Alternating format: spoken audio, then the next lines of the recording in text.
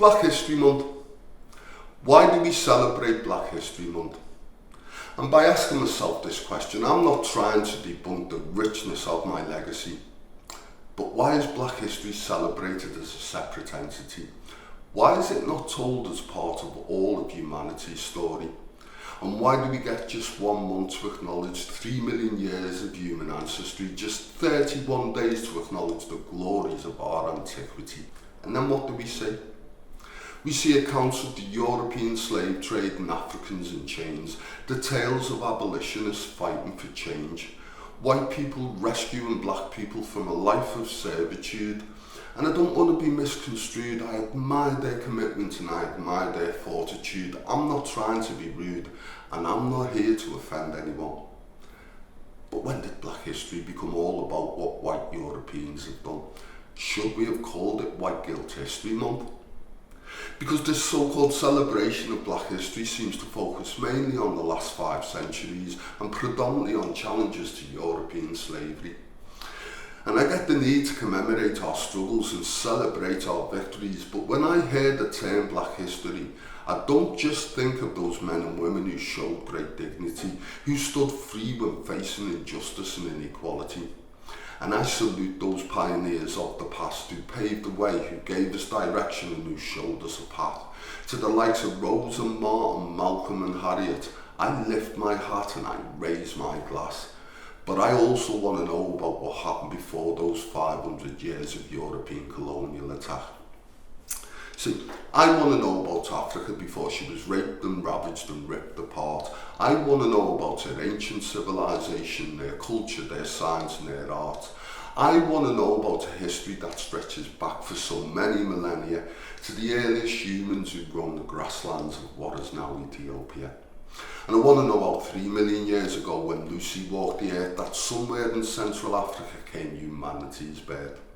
I want to know about Benin, Greater Zimbabwe, the Kingdom of Kush and Africa's ancient great cities. See, we didn't just build mud huts, we built cohesive communities and we built sophisticated societies. And I want to know how ancient Africans discovered and developed new technologies. I want to learn about the Dogon tribe of the 13th century whose furnaces could produce carbon steel of a high grade quality over 500 years ahead of European technology. And I want to know how ancient Africans could plot the paths of stars and studied astronomy, and how they discovered new medicines and studied human anatomy. I want to know how Greek philosophers built on knowledge taken from ancient black African universities, people like Pythagoras, Plato, Aristotle and Socrates, household names that we remember today. But who remembers the names of those great Africans that showed them the way? And yet, we'll remember the theory of right-angled triangles that Pythagoras gave us, but do we think ancient Africans knew none of this knowledge, even though they were pyramid builders? And they were empire builders, and they were innovators, and they were creators. They weren't just the victims of colonizers and slave traders or commodities for Western exploitation. We built nations and we laid down the foundation of civilization for coming generations in Africa, the cradle of all our creation.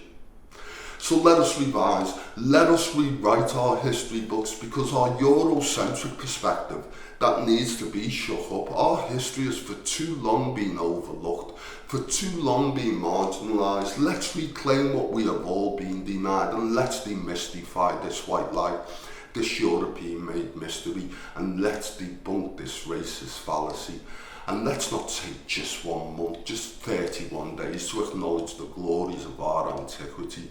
Let's embrace all our vast and varied ancestry, but let's celebrate Black history, not as some separate entity, but every day in its rightful place as part of life's rich tapestry. Let's all celebrate Black history. Let's celebrate Black history as part of all our human story.